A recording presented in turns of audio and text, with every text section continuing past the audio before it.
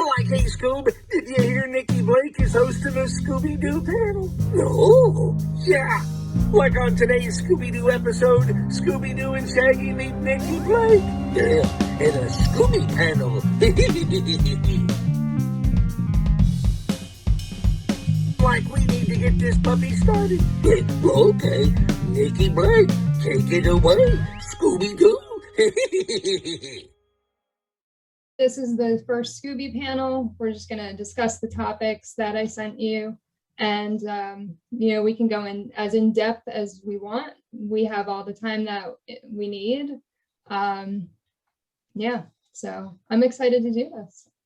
I do want to have you guys introduce yourselves. Since this is going on YouTube, I think it would be good for everybody to know who you are. So Alexa, let's start with you. Sure. I'm Alexa Lawlor, and I run the Unmasked History of Scooby-Doo podcast. Mike? I'm Mike Jozic from a podcast named Scooby-Doo and another podcast named For Your Consideration. That's awesome. I actually did not know that, so I'm going to have to check that out. Cameron? Hey everyone, my name is Cameron Bates, and I run the social media accounts for Scooby and Cameron Too. So it's very nice to meet all y'all, and I can't wait to discuss with y'all. Nice. Wendy? My name is Wendy Brydge. I am just a Scooby collector, and somehow I have convinced Nikki that I am cool enough to join this particular version of Mystery. That's funny. And I'm Nikki Blake. I run ScoobyAddicts.com, and I am working on so many different projects that I don't know which way is up right now. So, but I'm glad that this one is actually starting. So this is going to be good. So the first topic that I had sent you was, what has kept Scooby around for over 50 years while other Hanna-Barbera cartoons only lasted a short time? So what are your thoughts on why it's lasted for so long? And anybody can start. I think you're probably going to have to ask people. Yeah. Wendy, God. I think that the biggest thing with Scooby, I think it's three things. Number one, the show is predictable, but formatted to surprise you every time. And the last bit, I've already forgotten. So let's just talk about the first two, because that just right out of my brain. Obviously, all of the Hanna-Barbera cartoons and most cartoons in general is like, it's a procedural style. You can watch an episode out of order. It's always a different story. But with Scooby having a mystery to solve, I feel like you know what to expect. You know that you're going to get something good. But I honestly think that they made it clever enough that if I had never seen the show and I was watching it now as a 34-year-old, I don't think I could solve the mystery. I don't think I would know who did it most of the time. So I feel like a lot of kids shows, they kind of dumb them down a little bit, and I never feel that way with the original Scooby-Doo. So I feel like adults and children alike could sit down and watch it and get something out of it and not feel like, oh, this is boring, or I know what's going on. Right. And just a little bit different than all of the other ones. Yeah, and I agree, because I do find that I watch the episodes and I have no clue when they unmask the villain. I'm just like, how did they get that? so yeah. I have that same thing in my head where, like, no matter how many times I see them, I'm always surprised. There's some kind of like blind that comes down. It's like my brain goes, you're not going to enjoy this if you know. So just we're gonna hide that function. Yeah. My absolute favorite game is to guess who the villain is every time I watch a new episode or new movie. And all are the you time. good at figuring it out? It really depends. Sometimes I've got at least half of it. Other times I'm like, there's no way I could have predicted that. Cameron, how about you? I've been thinking, I think those are really, let me just say the 4 topics that you sent us, are just great questions. You should see my list of topics. It's insane. Awesome. I think kind of going off what Wendy said is, it is for everybody, and you walk down the street and you ask anybody who Scooby-Doo is, everybody knows who Scooby-Doo is, because Scooby-Doo set himself apart from other cartoons. I felt like with other cartoons, like, and when I say these cartoons, I don't mean to put shame on them, but like SpongeBob SquarePants or Adam Ant or these other cartoons, they were just really goofy and funny. But with Scooby-Doo, adults could watch it, kids could watch it. It was pure, it was clean. And like I said, the mystery always had everybody, because when you're throwing in monsters and stuff like that, you think, oh, it's going to be scary. No, they could balance the evil monsters, yet still keep it pure and clean. So I think that's what set Scooby-Doo apart from other cartoons. I mean, he's a classic, and I mean, I'm a personal fan of all the originals. I mean, nothing wrong against the new Scooby-Doos, what they're doing now. I mean, I love them, but I personally would say that, the Scooby-Doo show, Scooby-Doo, Where Are You? A Pup Named Scooby-Doo. I mean, those really set themselves apart because it's just the mysteries were so classic, pure, clean fun. Yeah, I agree with you there for sure. I think one of the things is that everyone can relate to at least one of the characters in the show because they're all so different. They're, a group of kids that you wouldn't think would get together to do things together, but yet they make it work. And I think that everyone can somehow relate to at least one of the members in the gang. For sure. Yeah. One of the things that surprised me the most, just in my experience talking with people over the last few years, is how, regardless, and I've said this on my podcast a few times, I think at this point, but regardless of whether you're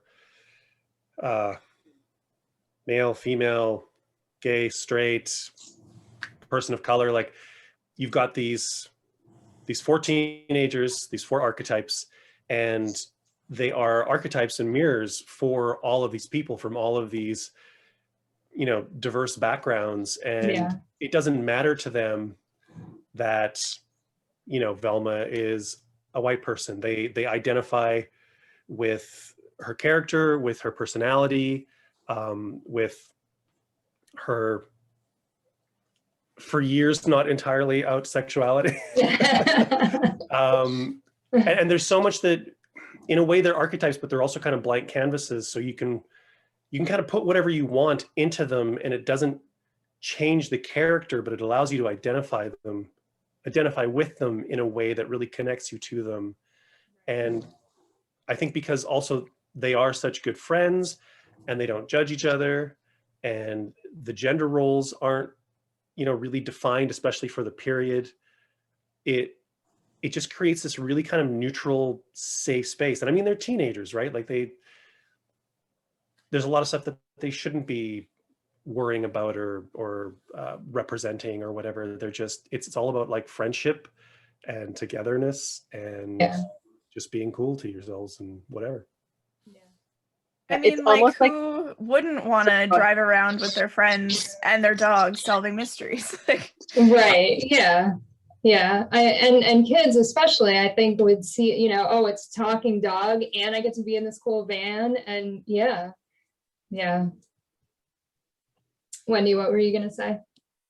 It's kind of the epitome of something that's wholesome. Yeah. Because like Mike said, it's very much a blank canvas. And yet they have picked out these kind of stereotypes, Velma, she's the smart one, and Freddie's kind of the jock and everything. Right. But they've kind of made it like they're the best of everything because they have their friendship and what they're going out to do. I mean, at the end of the day, the people that they're, the mysteries that they're solving is helping people. Right. There are bad people, they're criminals that are hurting others, they're doing things that are bad, and here are these teenagers, and that's what they care about, righting wrongs and being kind. And there is no, I mean, what I really appreciate about the early series of it is it's just a show about kids solving a mystery. They haven't brought in all of like the turmoil and stuff and a lot of the things that you might expect from like something that featured teenage kids. Right. And I've always felt that entertainment should be entertaining. When I sit down to watch something, whether it's Scooby or a regular show, like I want to be entertained. I don't want to think too much about reality. I don't want to see all of the negative things because we live in the world. We know what reality is. And with Scooby and the gang, you just know they're not going to fight with each other. In the end, good's going to triumph over evil. They're going to unmask the villain. Someone's going to get saved, you know, save their inheritance, save their life, whatever it is, you know, and I feel like it's really difficult to not enjoy that on some level, even if cartoons or mysteries or talking dogs isn't your thing. Mm-hmm. Yeah, I totally agree with you on that. Yeah. Kind of go off what Wendy said, if I may jump in there real quick. That's Wendy, I agree with you on that. You know, I love how you're saying, you know, Scooby-Doo's always been, you know, so wholesome, how he's always been, like you said, good, you know, over evil.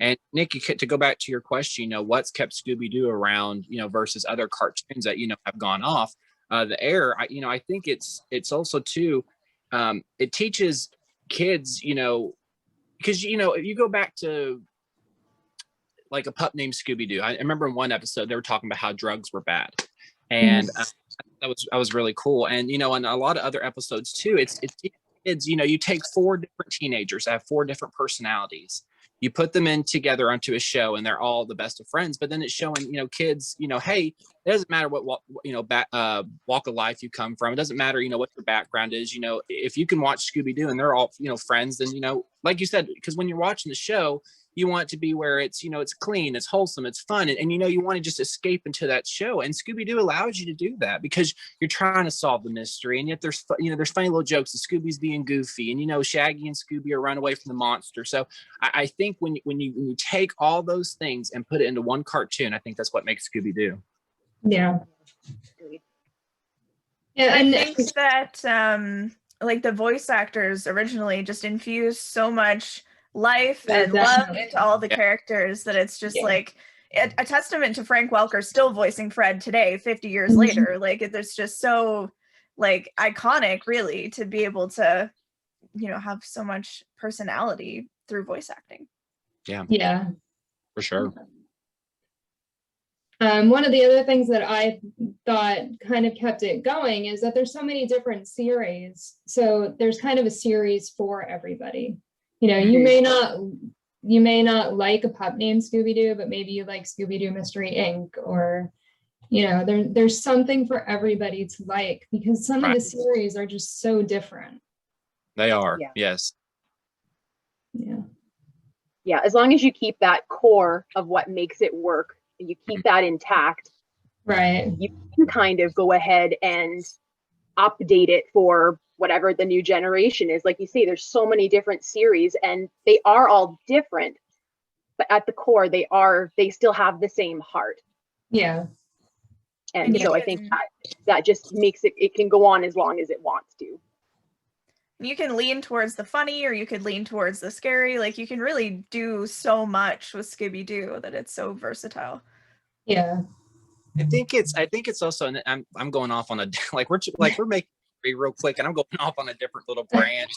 But I love like how like all the colors, like, and I know it's, but like how like their outfits are so different. It's like 70s, but it's followed them all the way till present time, and how like has a flower scheme, and you know what I mean. And it's to me, it's just, it sets them apart. Because when you watch other cartoons, they're wearing, you know, normal clothes and stuff like that. But when you're watching Scooby-Doo, they're wearing their original outfits, and I think that's it's kind of like taking the original and still, you know, keeping it fresh. Because I mean, every time I see Scooby Gang and they're wearing their original costumes, I'm thinking to myself, it never gets old. You know what I mean? And so it's always cool. I don't use the word iconic often because I think it's way overused, but I think when Iwo Takamoto originally designed these characters, you look at their silhouettes, you look at their general design, their costumes, the color design, and it is iconic. It is, I've talked to people before about, there was an art piece that somebody had done where it was just the colors, and it was an abstract image, but people instantly recognized them as, oh, that's Daphne, or oh, that's Fred, because those colors to people are just so coded. And it didn't matter how abstracted the image was. It was just, these are the characters from Scooby-Doo. And to have that kind of not saturation, but like integration, I guess, into sort of a cultural consciousness. It has to be really simple, really strong, design-wise, like visually. The characters, the voice cast and the writing and everything, like that all built on what was already, I think, like an ironclad sort of foundation. And it was just another, I mean, it's a series of ingredients that were just so well done and so well combined. Because you look at the shows that came afterwards, and there's so many shows that came afterwards that were copies, direct copies of it. And some of them are entertaining, some of them are not so entertaining, but none of them have the staying power that this show and these characters do. Yeah. Yeah, it's pretty amazing that it's lasted for over 50 years. And really, like Alexis said, to have Frank Welker voice Fred for this entire time is just amazing.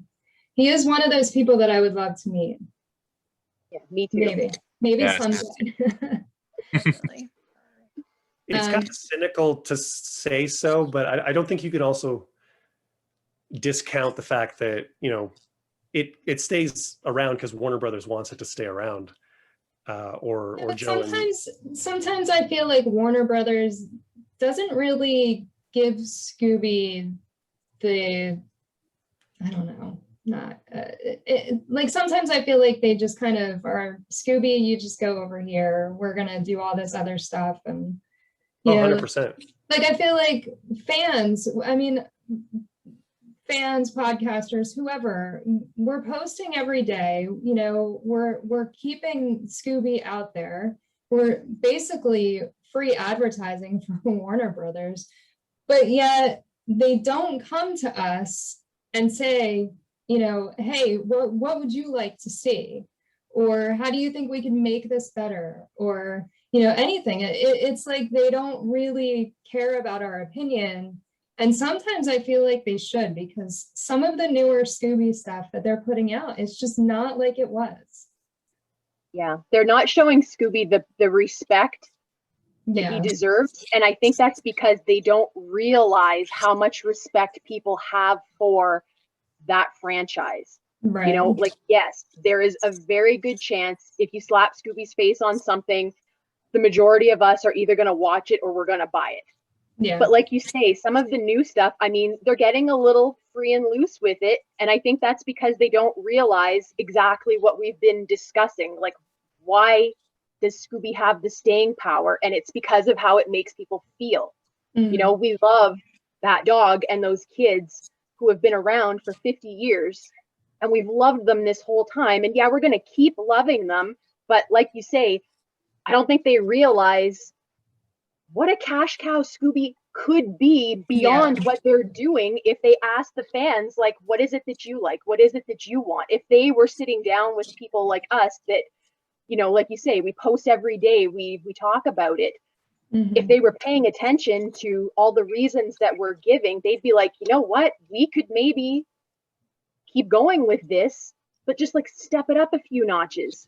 And even more people would come and we could sell more products. You know, at the end of the day, they're really only interested in making money, and they're kind of missing out on a lot more money that I think that they could be making. They're just kind of scraping by. Yeah. I 100% agree with you, but I do think there could be a lot of factors that are responsible for that. I mean, when you're talking about an IP like Scooby that's in animation and that has had live action stuff done with it, and there's television and there's feature films, and there's a lot of different divisions with different interests and, you know, a lot of different fingers and a lot of different pots. And some of it could literally just be, I mean, DC had the same sort of thing recently with, you know, they wanted to have Superman on Supergirl, but Superman he was licensed to like the features division, so they didn't want to have competing Supermans where one is on TV and one is in the theaters.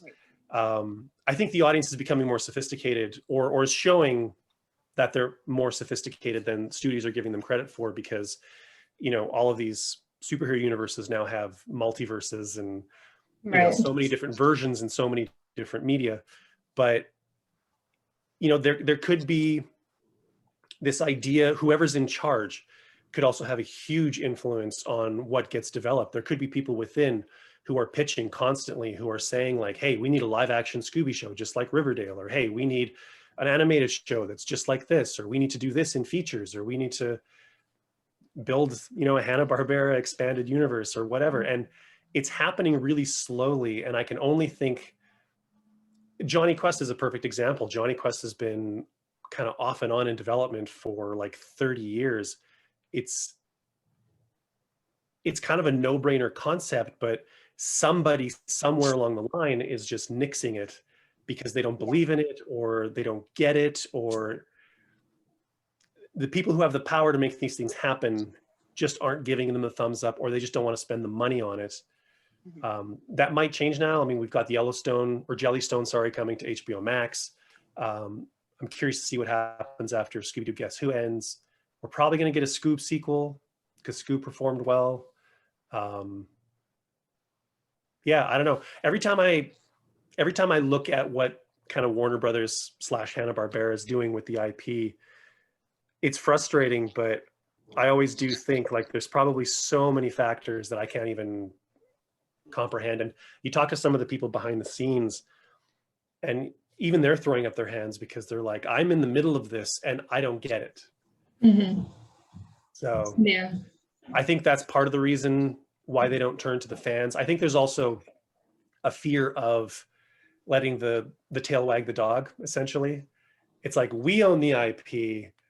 We know what's best for you. We're going to do what we want to do and spend our money where we want to spend it. And meanwhile, the audience is saying, just give us like a straight up Scooby-Doo mystery. Yeah.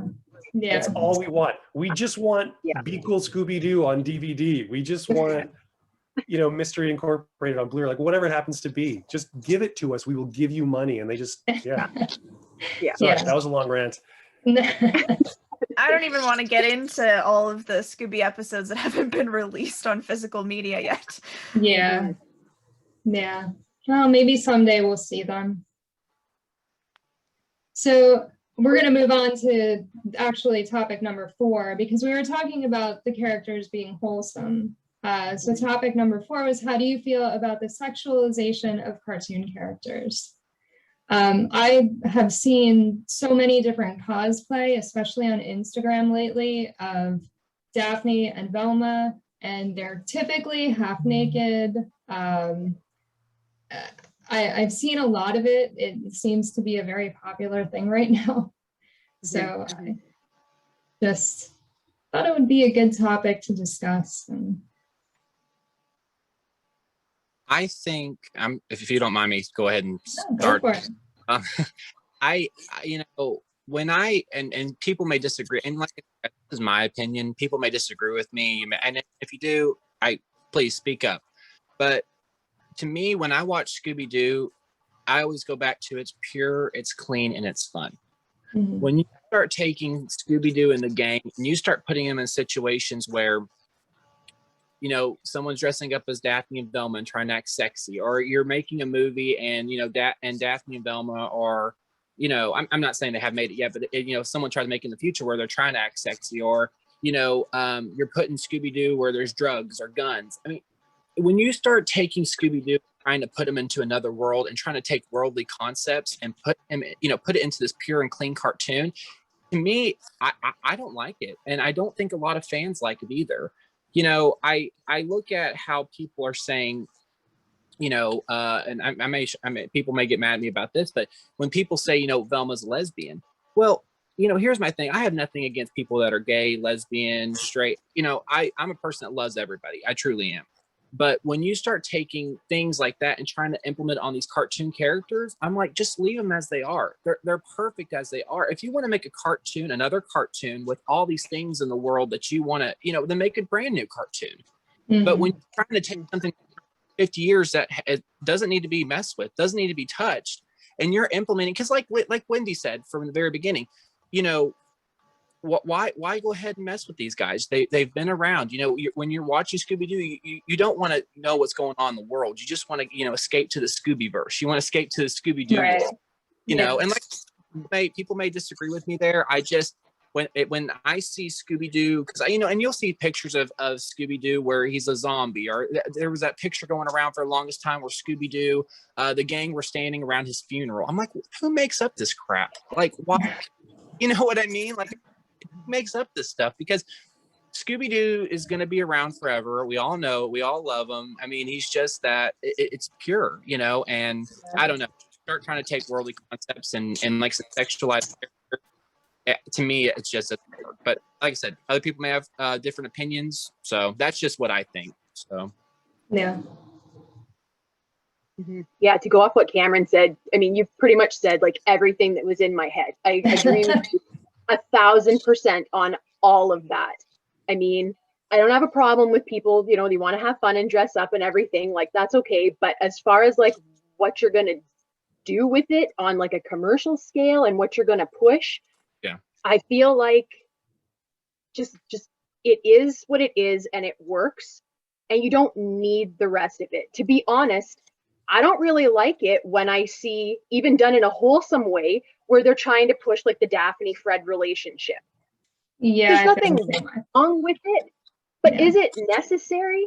Like, I'm watching this to watch these people solve mysteries. I don't really want to see Fred and Daphne kissing. I don't really want to see anybody doing any of that. There's nothing wrong with it, but it's not the place for it. It's unnecessary. And I feel like too many times, especially shows that are very like wholesome, I feel like especially today, like they are being targeted by, I don't really know what kind of a feeling is in people, but it's almost like they have this obsession now with, okay, well, that was for kids and that was really pure and wholesome. Now, what can we do to make it like, you know, gritty and dirty? And I'm like, why do you want to? Like Cameron said, if you want to take the same basic concept and do something to it, make a new show.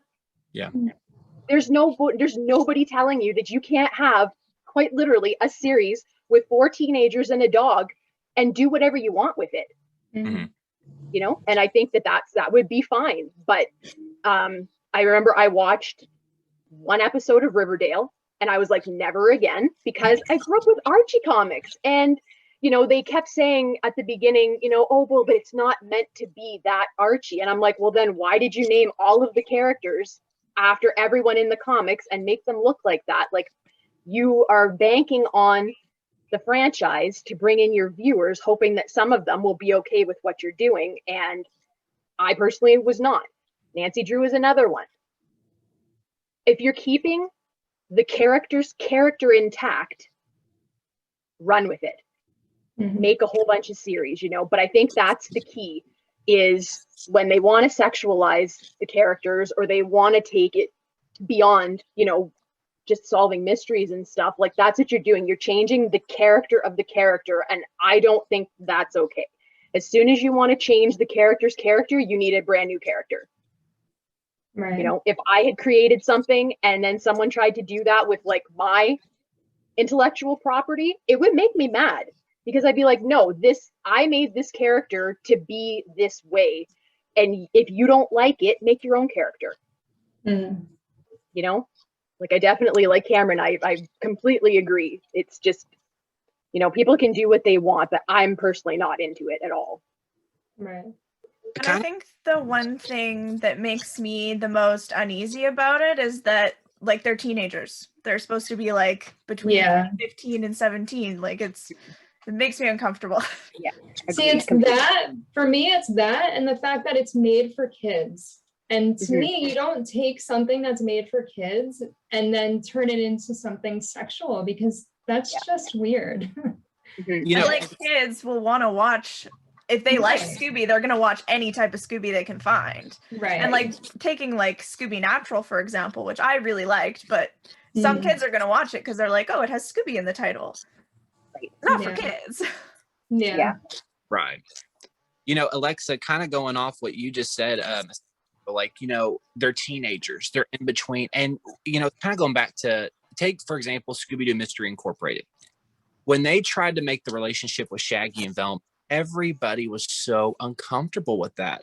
I mean, I remember I was younger when I started, but I remember watching Scooby-Doo Mystery Incorporated from the very first episode. I mean, I watched the series all the way through, but I'm not going to lie. I cringed when, you know, when Velma was trying so hard on the relationship with Shaggy. I'm thinking to myself, why are you trying to make the gang fall in love with each other? You know what I mean? Like, is that really not?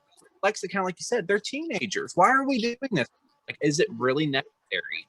And, you know, and it makes me wonder, like, you know, if someone makes a Scooby-Doo series, and I don't know if they would, but if someone makes a Scooby-Doo series in the future and saying, okay, we're going to throw murder and sex and drugs in there and it'll be fine. We'll kind of code it over.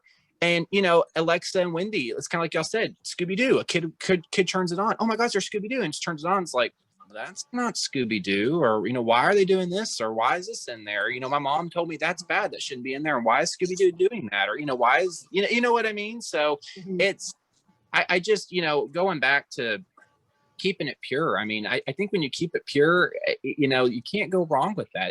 I think, in my personal opinion, keeping Scooby-Doo pure for 50 years is what kept him strong. And kind of going back to the very first topic, keeping him clean is what's kept him going for 50 years. That's just, and like I said, guys, when I say that, I have nothing against people, you know, that are gay or that are lesbian. Like I said, I have tons of family and friends that are gay and lesbian, and I love them, you know, and like I said, I have nothing against it.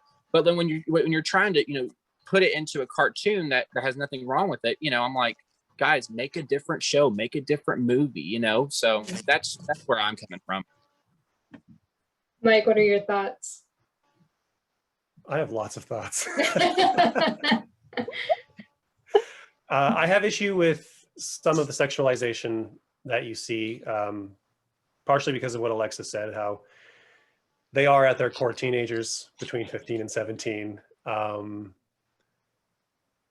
I do think, you know, I hear a lot of this with a lot of different properties. Like, people complain about why do you have to make Thor a woman? Why do you have to make Captain America a black guy? Why can't you just make a new character? And part of the use of having an IP like this that has that cultural integration that I was talking about, we're so familiar with it, you kind of can't break them. So you can sort of take them in a lot of weird different places, and you can experiment. And representation is a big thing. If you can see it, you can believe that you can be it. And I mean, in Scoob, like, nobody's talking about the fact that Velma is a Latinx character, and it wasn't really brought attention to. It was just sort of done. And I know people who did notice and did like seeing that representation. I talked about how the characters are sort of blank slates, and how you can kind of put things into them that, like, even the creators possibly didn't even intend. It creates a sense of representation. Some creators want to have Velma be lesbian. Fine. In some of the iterations, she is. And you can have some iterations that aren't. And if you want to believe that is your Velma, then that is your Velma. It doesn't break the character. It doesn't, like you said, there's a Scooby-Doo show out there for everybody. Everybody can sort of find their little Scooby niche. There's 50 years of content, comics, movies, right, TV shows, books, video games. It's all out there. And when you have that IP that you can't break, to create a superhero who is a person of color, or a show featuring LGBTQ characters, it's kind of make it or break it from the get-go. And if it doesn't catch on, or if it gets resistance from certain, you know, groups who are lobbying against it, it's gonna die. And that's just the reality of it. And that representation goes away. But if you decide you want to gender swap all the Scooby characters, you still sort of have that fundamental, for teenagers and their dog, You still have the character types, the archetypes, whatever. It's just, you kind of switch things around. And maybe somebody, I mean, that's not a great example because you're not really, there's 2 women, there's 2 men. Yeah. So gender swapping them doesn't change anything really. But if you were to make them all black or you know, a diverse mix or whatever, then you have people who are watching that show, they're seeing those characters who they already have a connection to, and now they're also feeling the representation, and they can have that moment. And you're also showing that there's an audience that will support this because you have this foundation that's not going to buckle in this IP that can carry this. And your studio is going to look at it and go, oh, maybe there's a market for this. Maybe we need to like make a show and we need to support that show because that show is going to have a hard time going. And that's kind of my thoughts about it. I would agree with that. But I think that like changing the characters' sexualities or races or anything is quite a bit different than like drawing Daphne in a bikini with like a super hourglass and like large eyes and things like that. Yeah, and I did agree with you right off the top saying like the sexualization does bother me. I actually, when Scooby Apocalypse first came out, it was like issue 4 or 5, they had a guest artist come in, and like the first thing he did was Velma and Daphne were like rolling around the mystery machine and bumping into each other's breasts, and skirts were flying and asses were showing, and I was just kind of like, really? And I mean, I'm a sex positive person. It's not something that, you know, I'm offended by, but when it's so obvious, like the context of it is just wrong, and it's clearly being done strictly for the sexualization of it because it didn't barely fit the scene. It was so gazy that like that's ultimately, you can make something sexy, masculine, feminine, whatever it is, and not have it like creepy and gazy. So that's where I get oogies. Yeah. Nikki, what are your thoughts? Yeah, I'm not a fan of them sexualizing the characters. You know, I totally agree with Alexa. They're teenagers, you know. To me, it's just so wrong, especially in a world where, you know, so many people have been sexually assaulted and, you know, domestic violence is an issue. You know, to make these characters sexy, and it's not right. They're made for kids. They're not made for porn. So right. Yeah. Although there is Rule 34. Well, that kind of goes like, not to go, I hope this won't be off topic. It's just like a little side thing. But what you just said made me think of how in the 70s, when Nancy Drew Hardy Boys Mysteries was airing on TV, you know, they made a TV show. And I mean, I'm someone that obviously I wasn't around when the books were first written, but I read all the books. I own all the books. I'm still reading the books again and again. I love the character of Nancy Drew. And to look back and see Pamela Sue Martin on the cover of Playboy using the name Nancy Drew and posing nude in it. I mean, if she wants to pose nude for the magazine, go ahead. You know, I'm not commenting on that. But it bothers me that they used that name because that goes so against the type of person that the character of Nancy Drew is.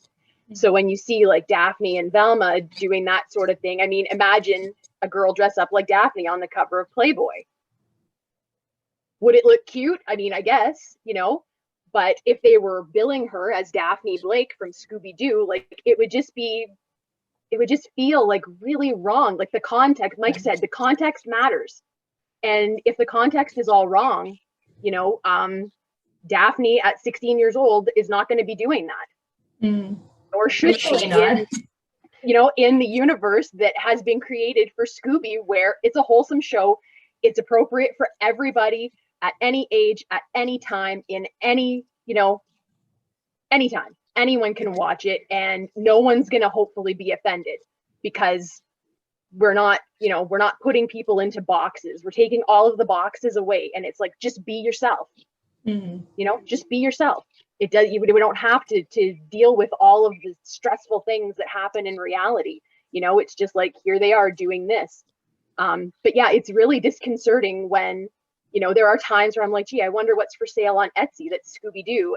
And I'm scrolling and there's a sex toy that's painted like Scooby. And I'm like, okay, I'm an adult. I'm just going to scroll past it.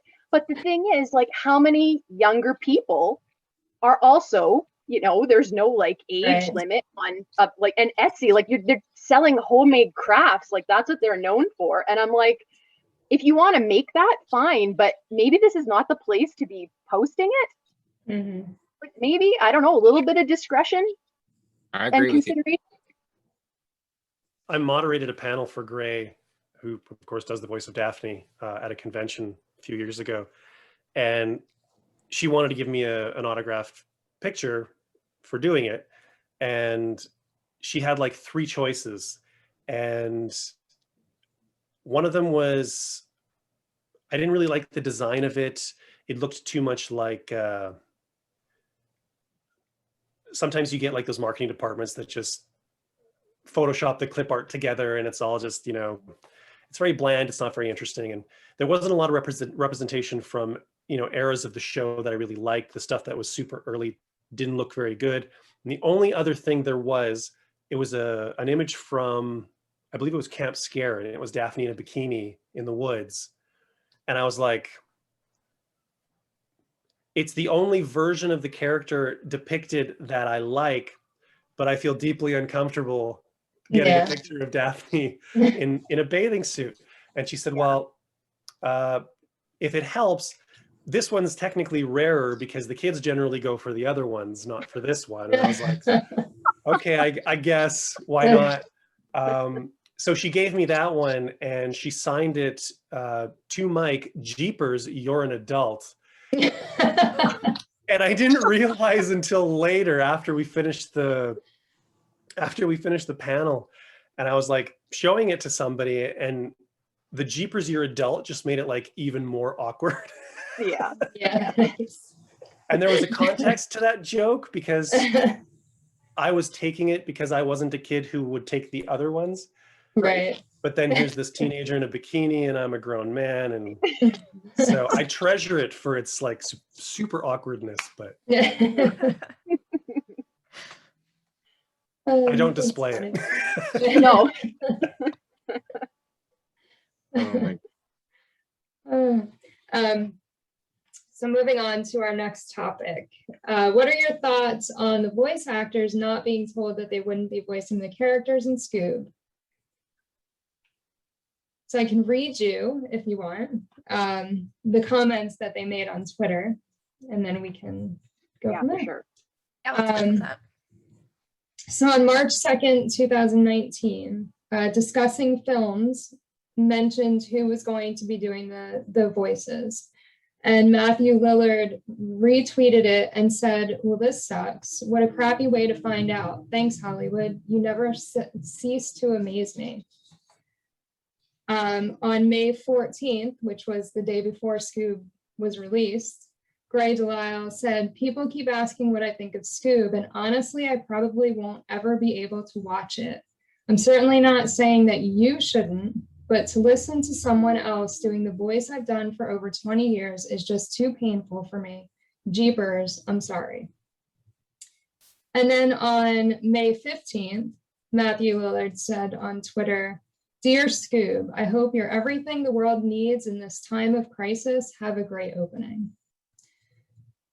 So, I mean, that's big of him to do that, but it's pretty crappy of Warner Brothers to just be like, we're replacing the voice actors and we're not even going to tell them. Yeah, I'm kind of curious if anyone would agree with this. When that first happened, I honestly wondered if Warner Brothers didn't say anything because they were afraid if they told the actors would do exactly what they did do, which was go on social media and be like, what the heck, guys? And I wonder if they thought there would be such a huge backlash from fans that they'd have to change their plans and not have their big celebrity studded cast anymore. See, and that's where I feel like maybe Warner Brothers doesn't care as much about Scooby, because to me, I would much rather have the normal voice actors, and to them, it was all about who's going to make us more money. Right. Yeah. You know, when I was thinking about, you know, how Scoob was going to go, like when I was getting ready, because I remember it, you know, didn't get released in theaters because of COVID. So I remember when I was getting ready to watch it, I thought to myself, you know, how's this going to go? How's it going to go over with not having the original voice actors? I think that the movie Scoob was really good. Now, when I think to myself of Warner Brothers not telling them, you know, I don't know why the reason they didn't tell them. I honestly don't. You know, I do know that that Scooby really hasn't been on the big screen. And when I say that, I mean in animation form. We've seen the live action ones, and they were excellent. I love that live action ones. But he really hasn't been in an animation form on the big screen. And so when Scoob, you know, I know it wasn't really on big screen. I think in some countries it was, but it was on our home screen. But it was intended to be on the theater screen. You know, big actors sell movies. You know, that's just the bottom line, guys. You know, so when you take Zac Efron and Gina Rodriguez and you know, you put them in these voice characters, you know, I think they were trying to go for something different, you know. And like I said, were there times that I wasn't a big fan, you know, and it's nothing against the big voice actors like Zac Efron and, you know, all of them. I just, you know, I grew up on, you know, the other ones, the other voice actors. But you know, I will say the one thing I really respected about Scoob is they did not change Scooby-Doo's voice. They kept Frank Welker as Scooby-Doo, and I love that. So that to me that's what, you know, I was like, okay, I hear you there. I'm glad you kept Frank as there, because, you know, honestly, if they would have changed Frank's voice and did another Scooby, I don't know how that would have worked, to be honest with you. You know. But like I said, did I love Scoob? I loved it. You know, do I think Warner Brothers could have told the voice actors in a different way? Yeah. Do I know the reason why they didn't tell them? No. You know, but I just hope if they're going to do Scoob 2, you know, I hope the voice actors now know, you know, hey, I think they're going to go back to the original voicing, you know, or hey, they're probably just going to stick with Zac Efron and the rest of them. So, yeah. My one minor issue with bringing in big names for an animated movie is that they're not necessarily trained as voice actors. They might not know how to like take on another persona, because like Ken Jeong as Dynamite just sounds like Ken Jeong. Like it doesn't sound like he tried to do anything fun with Dynamite, which could have been probably such a fun character to try and voice. Mm-hmm.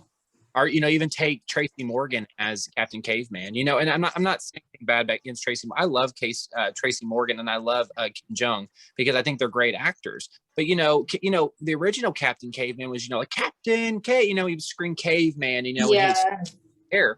Well, then, you know, here he was just talking like an adult, like just like a regular human being. Thinking to myself, okay, why are we doing that? You know, and then, you know, Dynamite wasn't all goofy and, you know, tripping over himself. Like he was like, you know, so it was like they were going in different and routes and kind of going back to kind of like I said, you know, kind of taking different avenues and stuff like that. And hey, I'm all for that, you know, trying different things. But like I said, you're changing the character a little bit. So, you know, when you have these fans that are watching, you know, and they're saying, you know, I grew up on that. You know, that's not how Dynamite sounds, or that's not how Dynamite acts, or, you know, why is Captain Caveman, you know, talking like an adult? You know, so, you know, it was a little bit different to take in. Alexa, I will agree with you there. I think the hard thing too is you take the voice actors that, I mean, they've put years into these characters, and you put new voice actors in, and you kind of lose the heart of the character. Mm-hmm. They just, you know, they are doing this for the first time. So they don't feel that connection with the character that the normal voice actors have. Mm-hmm. Yeah, I didn't even watch the movie until literally a week ago when I knew we were talking about it. So I thought, well, now's the time. I better watch it, you know. And the whole reason that I didn't watch it earlier was because I thought it was honestly, like, I don't like that they had different voice actors, but honestly, for me, it was more about just not having the respect for the other actors to say, hey, this is what the direction that we're gonna go this time. I think that just the way that they handled that was what made it kind of crappy. As far as, like, you know, having different actors do the voices. At one time, I didn't like Matthew Lillard as Shaggy, because I'm like, well, no, I grew up with the original and you're not Casey Kasem, you know what I mean? Right. So I did have to get used to that. So it was less about the change and more just about how they handled it, because I think it was a bit disrespectful to people that had been doing that job for 20 years. And like Nikki said, those people work together. They have chemistry. They have chemistry that they built. And it's not just chemistry between the actors, it's chemistry between the characters, which is kind of integral to the show working. You know, if Scooby was not likable and he didn't really jive with the rest of the gang, well, nobody would want to watch the show. It's the fact that they do all mesh together so well, that they're so diverse, but they still, you know, they go together perfectly. But I also agree with Cameron. It was actually a very good movie. I really did enjoy it when I just stopped thinking about, you know, like, just let it be what it is. It is what it is. And just because there are aspects of it that I maybe don't like or I don't agree with, doesn't make it a garbage product. Right. Exactly. And it wasn't a garbage product at all. You know, I will honestly say, and my feelings about the actors completely aside, I think that where the movie failed was in all of the voicing. Other than Scooby, I really didn't. I didn't like any of the voices in the film at all. I really think it was a missed opportunity that they had Frank Welker and they were letting him do Scooby. Why wasn't he doing Dynamite? Right. You know what I mean? You've got the original guy there. I think that was a huge, like, just like a nostalgia kind of thing where they kind of missed the mark on that. I don't know. I think it just came down to, like, the treatment of the people that had been doing this for so long. You know, the end product was fun and it was good, but I feel really bad, you know, for the actors and stuff, because that was just kind of a dirty way of handling that situation. Yeah. I don't know what went on behind the scenes. Oh, I'm sorry. That's cool. I don't know what went on behind the scenes, but seeing as how Tony Cervoni has worked on Scooby before, and he's been a part of Warner Brothers Animation for a long time, and Frank Welker works with the others on a regular basis as well.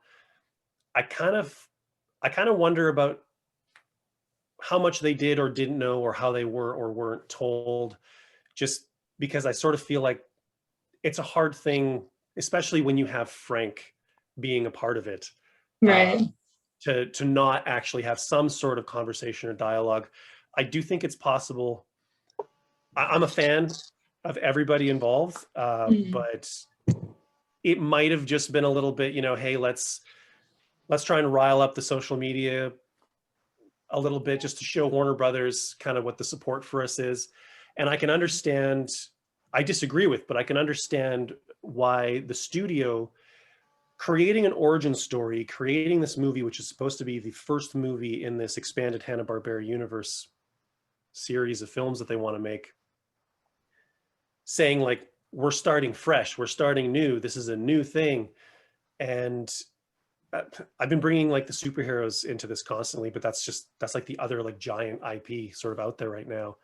I was literally just listening to somebody talking about Kevin Feige and working with the other studios, Fox or Sony, making Spider-Man and the X-Men movies, how the studios were looking at the comic book origins and going, those are silly, we want something better and cooler.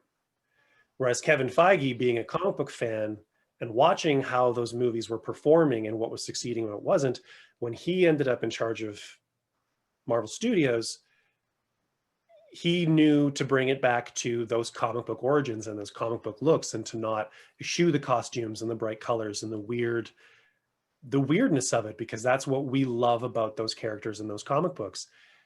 I think that's probably what's happening with the Hanna-Barbera characters. I think you probably have studio heads who are like, it needs a new spin. It needs something fresh. Everybody needs to like have their stamp on it, make it original.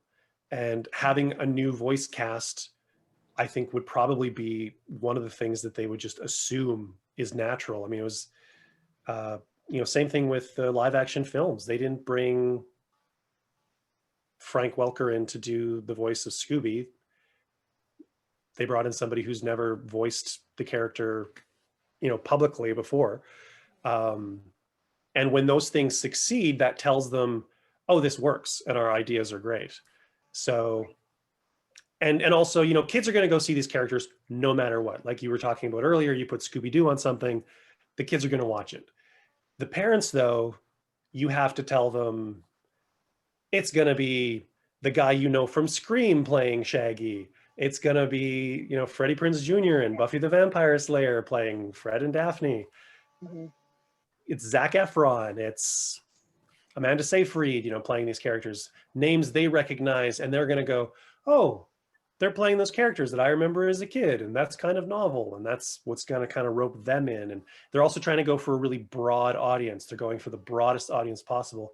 They know every single one of us on this call is going to watch that movie and give them the money that they want. They don't have to win us over. We're already there. Yeah. They're trying to win over, Joe Schmo in the grocery line, who is coming out of the next Fast and Furious movie and sees, a SCOOB poster on the wall, and what's going to hit their nostalgia buttons, what's going to pull them into the theater and get their $20. So I see it. I understand it. I don't necessarily agree with it. I think the cast maybe was gaming it a little bit just to kind of like show that the support is there. As much as I supported them, I did think it was a little disingenuous. Wendy mentioned earlier, Matthew Lillard isn't the original Shaggy. Right. Gray's not the original Daphne. The only original character there is Frank. Mm-hmm. Yeah. There's even people who are still cagey about Kate right now because it hasn't been that long. I mean, it's been a long time, but it hasn't been that long since we had Mindy. And for a lot of people, Mindy was their Velma. Mm-hmm. It wasn't Mindy doing Velma and Zombie Island. That was BJ Ward. But mm-hmm. it's whatever you connected with, right? Like I grew up with the 70s show. So for me, it's that like almost original cast. Mm-hmm. And for a lot of people, it was the What's New Scooby-Doo characters, or it was the Zombie Island, the Mook animation films. And that's what you imprint on when you're in that like 11, 12, 13-year-old zone. Yeah. So yeah, I don't know. I think it's like so many things with a big IP like this. I think there's so much kind of going on behind the scenes that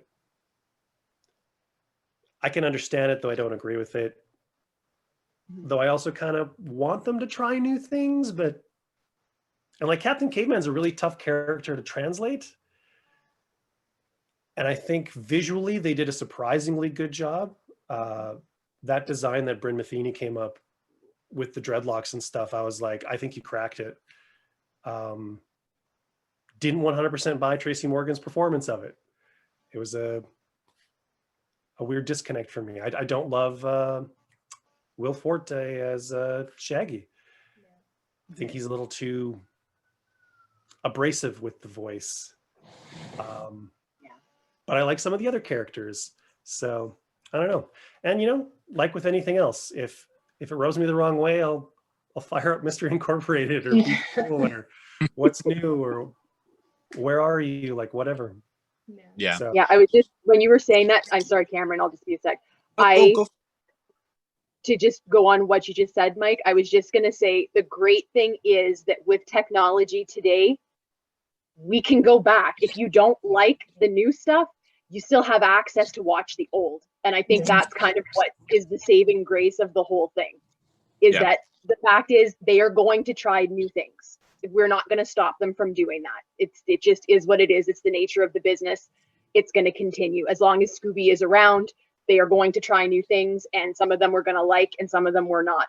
But I just love the fact that now with, you know, hard disk media and digital and things like that, like Alexa said earlier, I wish that they would like get on the ball, and there are so many like original episodes, and I'm like, where are they? I just want a DVD or a Blu-ray or something, you know, like make it available.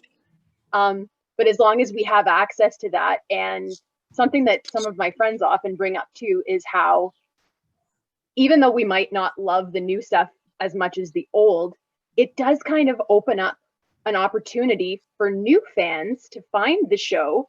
And if they like the new stuff, maybe they'll go back and watch the old, and there's a very good chance that they'll like that too. And that just bolsters the whole franchise to stay alive longer. You know, the more fans that Scooby has, the longer he's going to be around. Yeah. And to be fair, only a few months after Scoob came out, we had a movie with that other cast. Like they didn't lose their jobs as those characters. Yes. They're still voicing them to this day. Yeah. And you do make a good point. Like, you know, for me, watching Scoob and not hearing the normal actors was rough. But you do make a good point that they didn't lose their jobs. They just didn't do Scoob. It's not like they've been replaced completely. So, and Scoob is basically, you know, a whole different entity. Like to me, Scoob was not a Scooby-Doo movie. They were kind of, it seemed to me like Fred, Daphne, and Velma were like extras in the movie. And, you know, Scooby and Shaggy were just sidekicks. And to me, it was not a Scooby movie. So I think that kind of helped me a little bit more to get through it with the voice actors, because, you know, it wasn't what I was expecting. I was expecting it to be about Scooby and the gang, and it really wasn't. There wasn't a mystery. For me, the best part of it was the references and the Easter eggs. Not that I didn't like the movie, but just that it wasn't what I was expecting. There was a time where Fred, Daphne, and Velma played an even smaller role in the film. Yeah. And to take one of Mike's earlier points, it seems like they really just wanted to be like, okay, people like Scooby and Shaggy.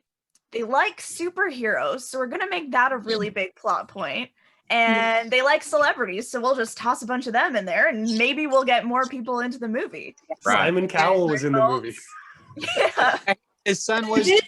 I did think he was an odd choice for the movie. I thought there were so many other celebrities that they could have picked. Why Simon Cowell? Agreed. Yeah, maybe like 5 or 6 years ago it would have made more sense. Yeah. But now, no, he's like, so I do like Simon, but he's a bit of an afterthought at the moment.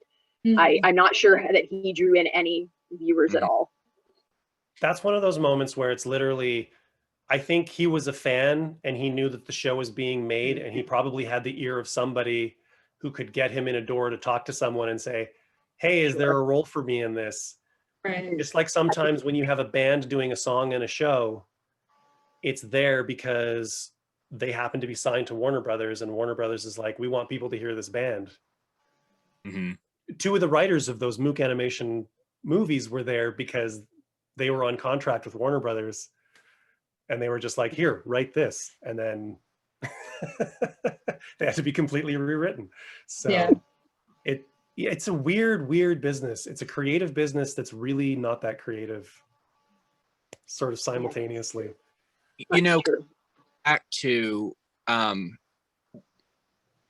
Mike, we're all referencing from you, but you had a lot of great points. You know, like you said, you know, and Nikki even said this too, actors sell movies. I remember when Zac Efron posted about Scoob, I think he got like over like 5 million likes on his post. I mean, I could be wrong, but I mean, it blew it up, you know, and then all his followers were really promoting it. I remember all like the Zac Efron fan pages were like promoting Scoob. And then so like, I think it was like the spread of word, you know, guys, as much as I would love for the voice actor to stay around forever, you know, if Scoob is going to go into the future, we're going to get new voice actors. And I'm not talking about Scoob. I'm talking about Scooby-Doo, the Scooby-Doo franchise. We're going to get new voice actors because, like you said, you know, Casey Kasem passed away, you know, and then Matthew Lillard took it on. And then, you know, skip forward another how many years, and when Matthew Lillard, you know, passes away, you know, then somebody's got to take on that mantle of Shaggy. So, and it's kind of like, you're right, you know, and you know, a lot of people were like, didn't like Kate McGuckey, you know, playing Velma, or voicing Velma. And I'm thinking to myself, well, you know, Mindy stepped out of the role, but you know, Kate's coming in. Let's give her a shot. And I think honestly, once you kind of start to listen to Kate kind of take on the character, you're like, okay, all right, you're actually doing a really good job with it. And so, you know, it's kind of like, how do you take it? Do you take it with a negative stance, or do you take it with a positive stance? You know, and I think with Scooby-Doo, sometimes you got to take it with a positive stance. You know, you got to, because you're thinking to yourself, you know, me personally, and Wendy, I'm kind of go back to you a little bit too. When I lay down at night and when I turn on Boomerang, I go back to the originals. I go back to Where Are You and the Scooby-Doo show and A Pup Named Scooby-Doo. And nothing against the newer stuff. It's just I grew up with those shows. I love those shows. Now, do I watch Mystery Incorporated? Yeah, I do. I watched that as long as I was growing up as well. You know, another thing too to go off of is, you know, when you're thinking about, you know, Scoob was made as a movie, and you know, they weren't telling the you know, the voice actors and stuff like that. You have to think to yourself, who was making those calls? You know, at Warner Brothers, it's not just one person making it, it's a board of directors, you know. And I'm not trying to take up for Warner Brothers or say, you know what, because like I said, could they handled it differently? Yeah, I think they could have handled it differently. But, you know, there's so many hands dipped into it and stuff like that. And so you think to yourself, you know, how did Frank Welker feel about it? You know, honestly, how did he? Or, you know, how could they have done this differently? But, you know, Scoob's already out there. It's been made, you know, and like I said, you just take it with a grain of salt. If there's things that bother you, like you said, Wendy, go back, and Mike, is you as well, go back and watch the original ones, you know, the ones that you grew up on. I mean, it's really cool that, you know, we have different variations and that we're able to pick that what we want to watch. You know, you want to watch something really funny and goofy, you know, watch the Pup Named Scooby-Doo, or Be Cool Scooby-Doo. You want to watch something a little bit more darker and a little bit more mysterious, watch Scooby-Doo Mystery Incorporated. You know, there's different elements that have been taken over the 50 years of the Scooby-Doo franchise and putting into different shows and different movies. You know, you take, for example, Scooby-Doo movies that are released to DVD. When they're on YouTube, the trailer, did it boom like the Scoob movie trailer did? No. What it was is that, you know, with the voice actors on there from, like, you know, Zac Efron, these people that are super popular in mainstream culture media, you know, on social media, that have these strong presence. Because, you know, when people think of Zac Efron, they think of High School Musical. They think of all these things that he's done, and everybody loves him. You know, all the fangirls go crazy for him. You know, and then so, oh my gosh, Scooby-Doo, yeah. So then the trailer for Scoob went to the #1 top chart of YouTube when the Scoob trailer first dropped. You know, but then you take like just a regular Scooby-Doo movie that came out, like for example, Scooby-Doo Camp Scare. I don't think it went to the top. You know, because it didn't have that, you know, those voice actors to really promote it and, you know, take it on. But like I said, you have different variations. It's like, where do you fall along the lines? What's your favorite? And if something comes out and you're not a big fan of it, well, I mean, you can cry all day long, but it's not going to change it. You know what I mean? Just what's your favorite version of Scooby-Doo? Kind of like what you four said. You know, I mean, Alexa, Nikki, Wendy, you know, Mike. I mean, you all said it. You know, what's your favorite version of Scooby-Doo? You kind of going to go back to what you grew up with. You know? Right. Yeah. To be fair, Mindy didn't step down. No, she didn't. And she did say something on Twitter at some point that she was kind of expecting them to bring her back, and then they didn't bring her back. I think she did step down because of her illness. Well, she was going through chemo. Yeah. And she couldn't do the voice. But then once she was done with that, I think she expected to come back. Yeah. What I meant as far as her, you know, her stepping, it was, you know, like I said, it was for sickness, and you know, and there's been tweets on Twitter that, you know, we've seen where, you know, people, like you said, Nikki, where people said, "Man, do we want you back?" And she's like, "I'm all on board." You know, even too, you know, I can't think of her name right off the top of my head, but the lady who voices Thorn for the Hex Girls, she's always on Twitter saying, you know, she's wanting to come back and do, you know, something with the Hex Girls again and again and again. I'm thinking to myself, you know, why are they not, you know, really promoting something with the Hex Girls? Why aren't they making a Hex Girls movie, or why aren't they making a Hex Girls, you know what I mean? So I think there's these voice actors that are really like pumped up and roaring and ready to go. And it's just, you know, are we going to get the green flag? Are we going to be able to you know, are we going to get that A-OK from Warner Brothers? So, you know what I mean? That's a really good example too of, I don't know if this is making it go longer than you want it to, Nikki. No, it's fine. Like Cameron brings up the Hex Girls, and there's so much support for the Hex Girls, so much grassroots support. There's so much love. There's so much like homemade merchandise. Everybody loves the Hex Girls and has since the day they came out. Yeah. And, you know, there are people who have tried to get more Hex Girls, to put them in stuff, to launch something with them.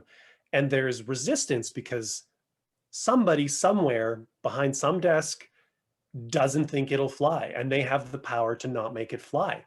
Pretty much every iteration of Scooby in the last 10, 15 years has tried to incorporate Scrappy-Doo in some way, in a positive way.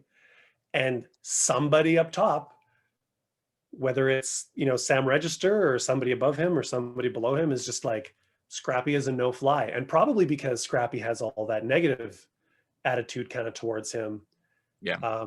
I've said on my podcast many times, I don't think there are bad characters. I think there's just bad writing. Yes. Seeing Flim Flam in Curse of the 13th Ghost, I dug Flim Flam. Flim Flam is my most hated Scooby-Doo character.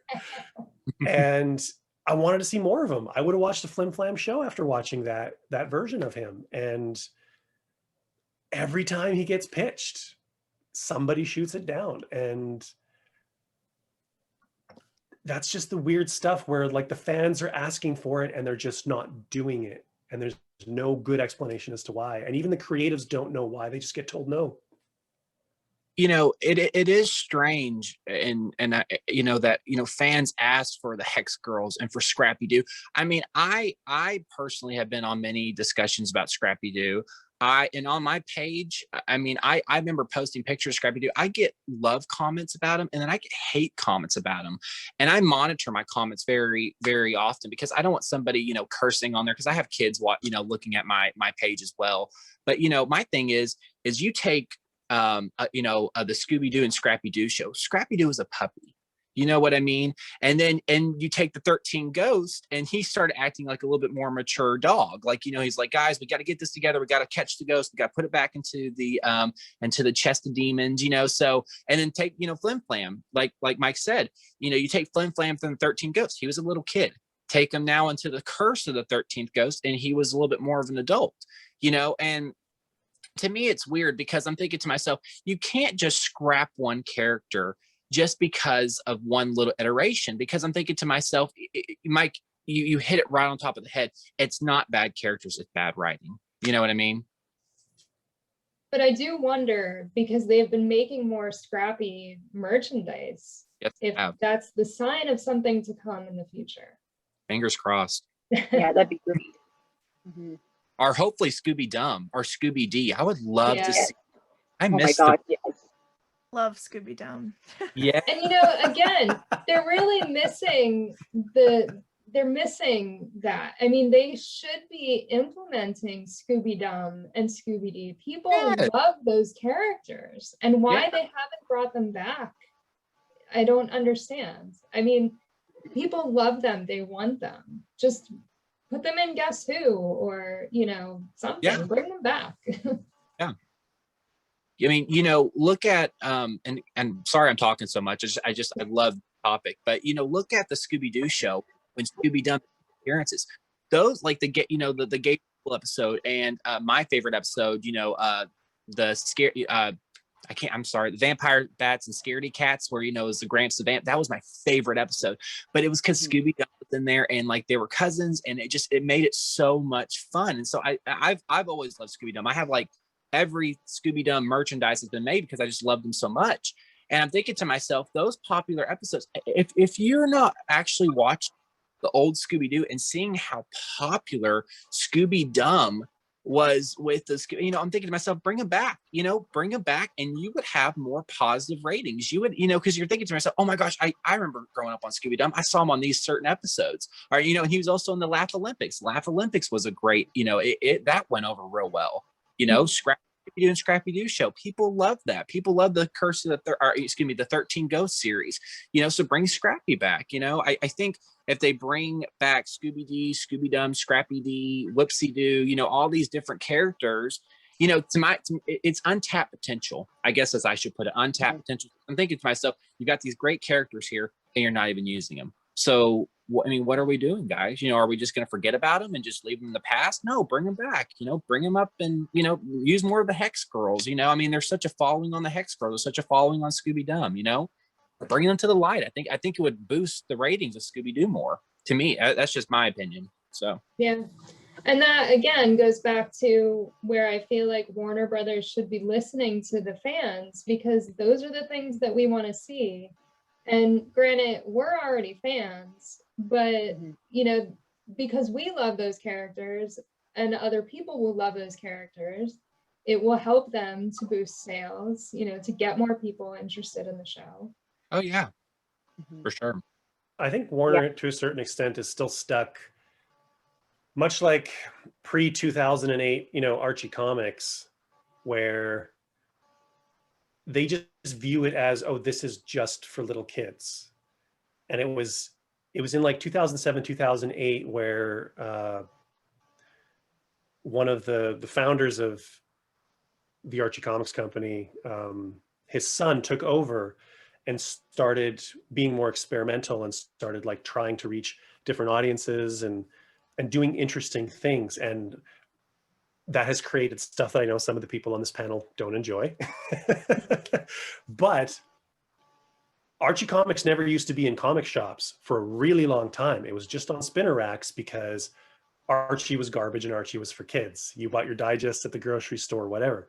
Now there's Archie comics that are like collector's items that have come out in the last 10 or 20 years because of the way that they now view the company and the property.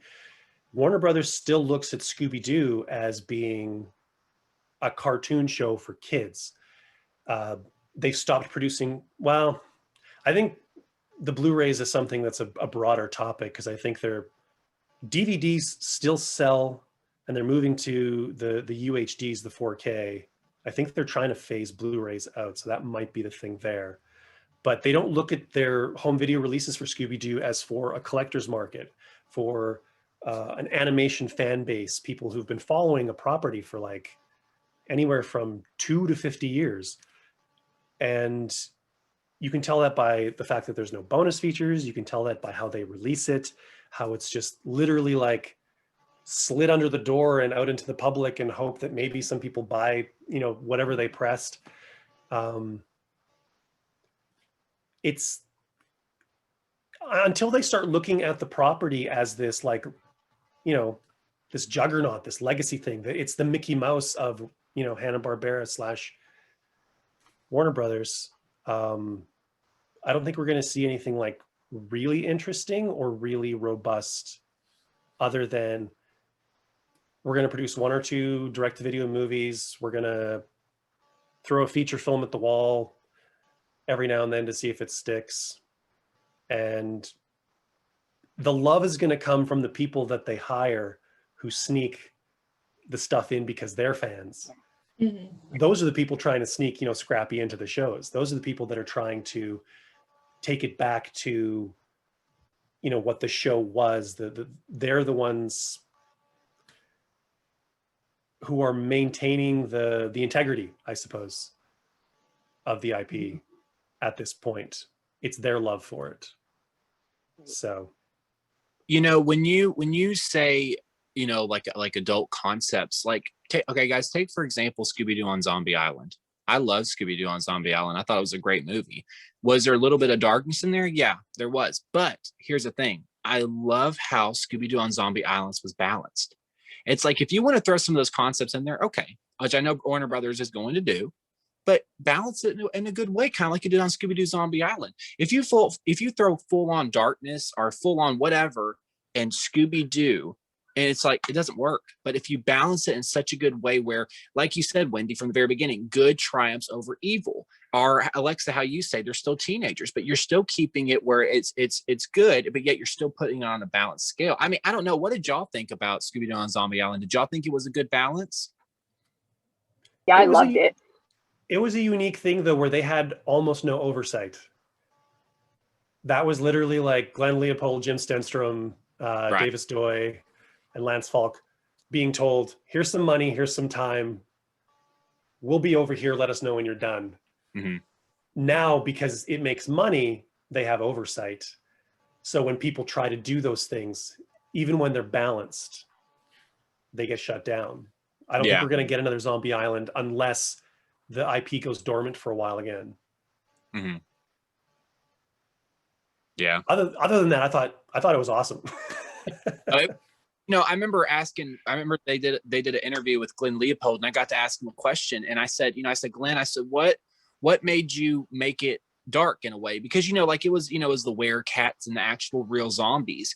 I said, what made you make it dark in a way? He said, I loved horror, but he said, I knew Scooby-Doo was pure. He said, I wanted to keep it like that, but I wanted to put it on a balanced scale where, it wasn't too much. Because I know that kids are going to be watching it, because, kid you not, I had a lot of adults coming up to me and saying, I loved it so much.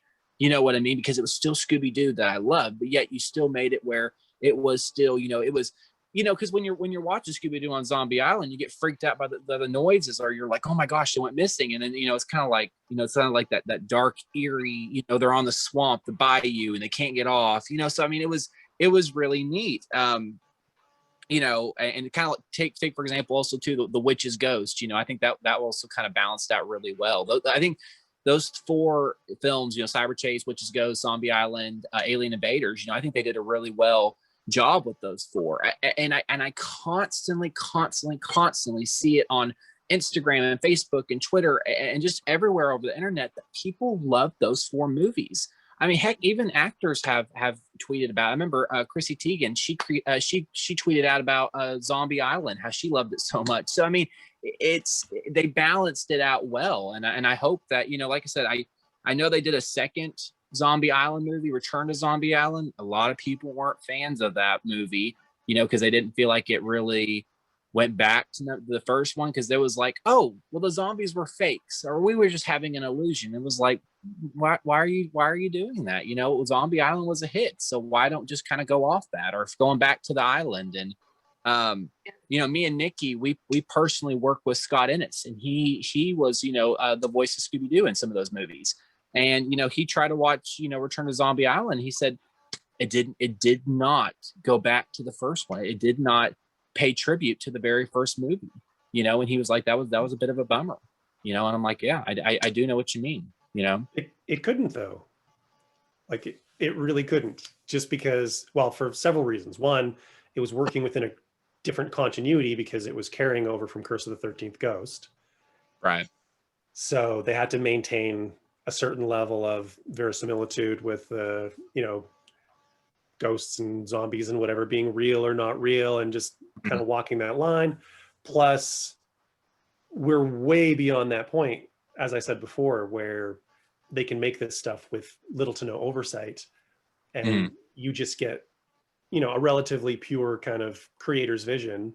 Right. And I think it was Jeremy Adams or Tim Sheridan wrote that one. Yeah. And I think like his brief was not to revisit that original film. Like that's not what he was hired to do. So kind of to make something new is what you mean. Yeah. And like I said, they were folding a lot of different stuff in there. I think he did an amazing job making it work as well as it did. I do think there's some really interesting sort of subversive elements in there. I know it's not a popular film. It's one that I do weirdly enjoy, though. I actually like that trilogy with Curse of the 13th Ghost to Happy Halloween Scooby-Doo. There's something different about them that surprised me, and Scooby doesn't surprise me much anymore.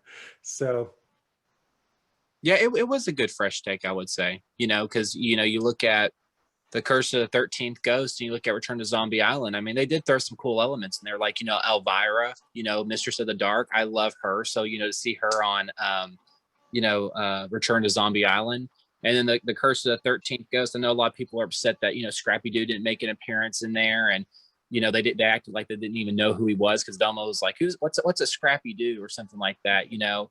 But like you said, Mike, there was some good things, and there was some great ways that they did tie it in to make it, like you said, a fresh new Scooby trilogy, you know? And they took them back like 5 or 10 years in age too, because they were older in Zombie Island. They were adults. Yeah. And they're back to teenagers in Return to Zombie Island. Mm-hmm. Yeah, that's true. Cause I mean, I do remember that. I think that title is cleverly disingenuous, because it's Return to Zombie Island, in that we're returning to the idea of Zombie Island, but we're not necessarily returning to Zombie Island. And that's, although we are technically returning to the same island in the film, it's kind of like, I don't know, it's working on a few levels. And yeah, I was actually going to ask you, Mike, when you were talking a few minutes ago, if you thought that maybe they were a little bit sneaky with how they titled that film, knowing that they couldn't go back the way that we want them to. So they were going to make just a brand new film, but they put in that title knowing that we would all get so excited, expecting something, and they had no intention of delivering what we were expecting, but they were maybe hoping to hook us by just putting that name in the title, knowing that we'd all jump at it. And Curse of the 13th Ghost preceded it, which was one of the most asked questions in, I think, all of Scooby fandom. What happened to the 13th Ghost? Mm-hmm. So there was definitely, it was bait.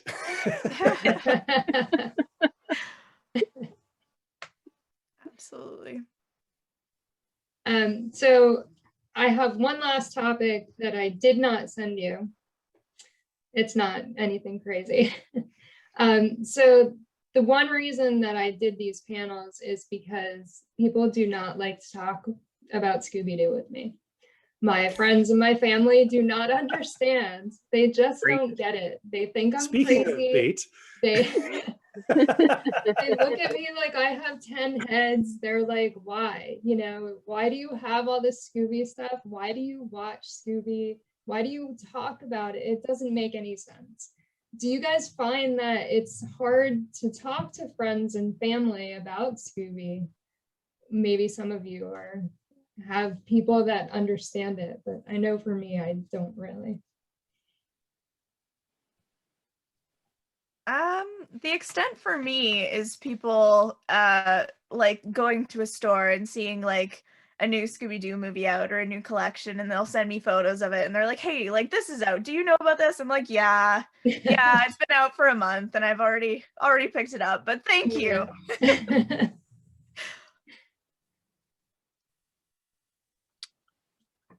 I would say something along the lines of, Nikki, I trust me, I get what you're going through, because when I was growing up, because I grew up in the country and I still live in the country, I didn't have a lot of people around that really understood my Scooby-Doo craze. Does my family know me as a Scooby-Doo guy? Yeah, because I mean, I was just, I don't know, like I was just always that person that was just on fire for Scooby-Doo. I mean, I remember when I was a kid, we all went to the Scooby-Doo 2 Monsters Unleashed to go see it in theaters, and it was late. Like we caught the very last show. Of course, all my family's asleep, and we're the only people in the theaters, and I'm just sitting there like eating my popcorn, like, oh my god, this is such a good movie. Don't you think? I've got to find more Scooby friends. I've got to have love that I do for Scooby.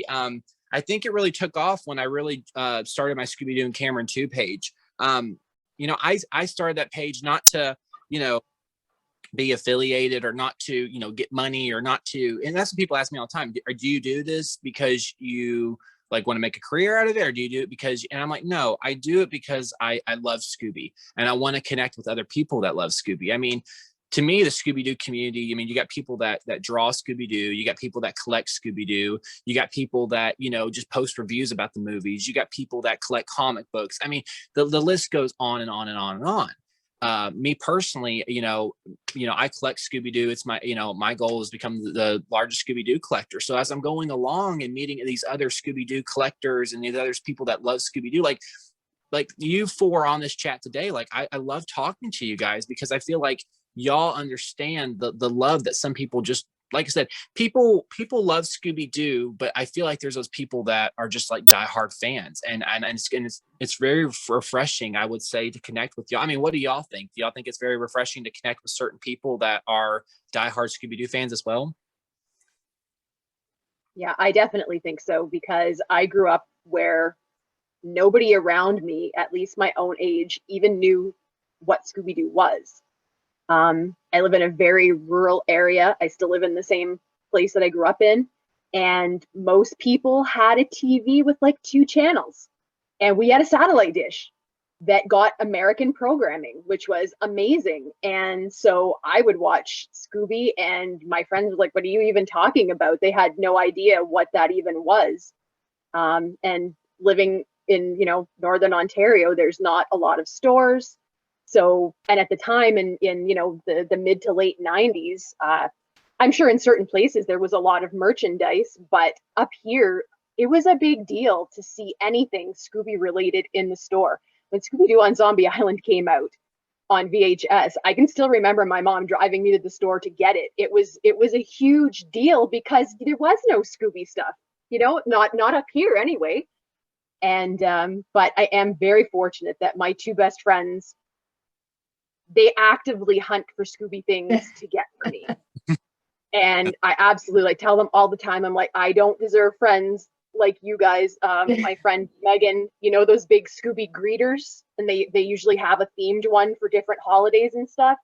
And she and her husband spotted the Easter one a few years ago in his pink bunny suit with these big ears. And one day I just got a text from her, and she's like, look what we just found at the store. We had to get it for you. And then they flew it from Missouri to Northern Ontario, Canada on the plane just to give it to me. And I was like, where did you come from? I don't deserve you, That's really cool. I love it. And one of my favorite things is like starting the podcast and having like a Scooby-Doo account now. All of these like obscure references to Scooby-Doo that I might want to like post on my personal accounts. I'm like, why would I do it there? Like I could post it on this podcast account and people actually get it. Like, oh, yeah. Like, this is how I feel today. And it's a picture of like the Hermit of the Hills from the Creeper episode. Yeah. I have a weird disconnect with all of my fandom. Usually the stuff that I get excited about, even within a fandom, like we were just talking about, Happy Halloween and Return to Zombie Island, which I was getting a huge kick out of when they were coming out, and people online were like, it's all right. And then Sword and the Scoob came out, and I was like, man, it's not my thing. And everyone's like, I love it. So yeah, it's nice to just kind of like geek out and talk fan stuff with other people. Although there was a point where I was like, I'm going to come on and I'm going to like say stuff that you guys are going to be like, we're not inviting him back. No, I don't think anyone has said anything that would make me feel that way.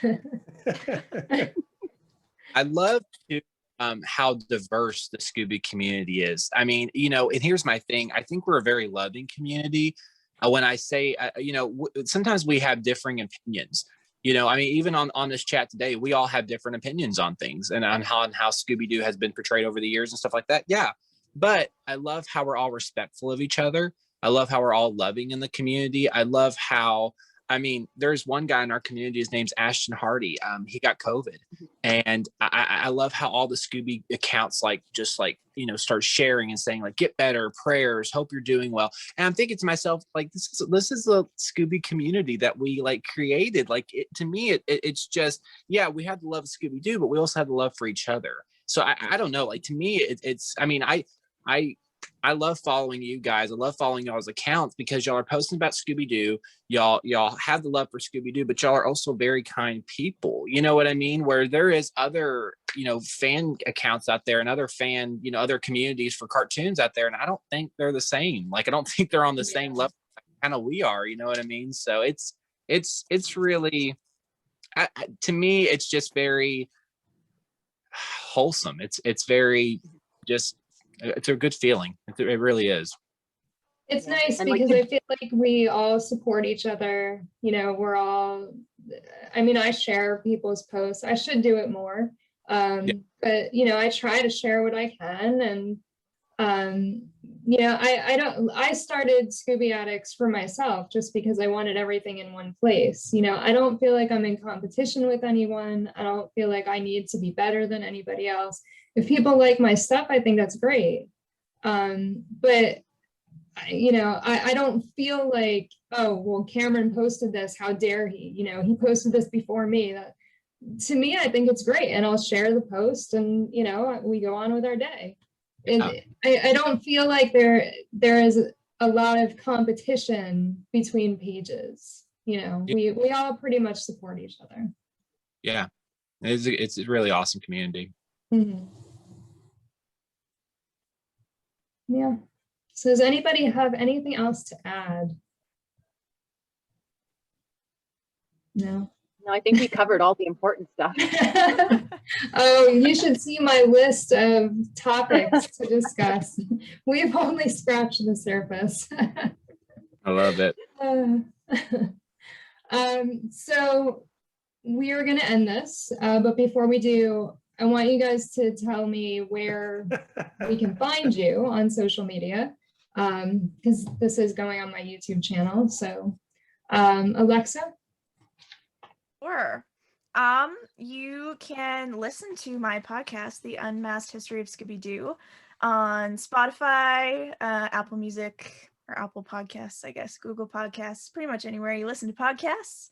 And follow me on Twitter at UnmaskedSD. And Instagram at UnmaskedSD Podcast. Wendy? You can find me on Twitter. I'm at Wendy Loves Jesus. Or you can find me on Instagram, or where I'm just Wendy Brydge. It's Bridge with a Y. Or on my blog, where I sometimes blog about my growing Scooby collection. I've already gotten many new things since my last collection update post last year. So there will be a new one this year. And that's wendylovesjesus.wordpress.com. Mike? Same as Alexa, anywhere you can find podcasts. There's a YouTube channel, Spotify, Apple Podcasts. I guess Google Play doesn't do podcasts anymore. That's now Amazon. It's either a podcast named Scooby-Doo or at Scooby-Doo Cast for like Twitter, podcast named Scooby-Doo on Instagram, Facebook page. Try and update the social media as often as I can. A lot more often than I update the podcast. I blame the pandemic, but yeah, that's where you can find me. Cameron? So you can find me on Instagram, Facebook, and Twitter, @ and then Scooby and Cam. And then hopefully I'll be having a YouTube channel come real soon. So nice. And if you go to ScoobyAddicts.com, you can find all my social media posts on there, or links on there. I want to thank you guys for doing this. This is the first panel, and I hope that this won't be the last. So like I said, I have a gazillion topics that I want to cover, and hopefully you guys will want to come back and discuss some topics. So thank you guys very much. Thanks it was so fun. much for having us. Thanks for the invite. Yeah. That wraps up another mystery. I'm Nikki Blake from ScoobyAddicts.com. Thank you for watching the Scooby panel, and don't forget to subscribe to my channel for more great discussions. A very special thank you to Alexa Lawlor from Unmasked History of Scooby-Doo podcast, Mike Jozic from a podcast named Scooby-Doo, Cameron Bates from Scooby-Doo and Cameron Too, and blogger and Scooby collector Wendy Brydge. Scooby and Shaggy were voiced by Scott Innes. Check out Scott's page, Scooby's Meddling Kids with Scott Innes on Facebook. Art by Will Davenport. Video editing by Mike Burns. Music composed and performed by Bovine Nightmares. Please join me next time for our discussion on collecting merchandise.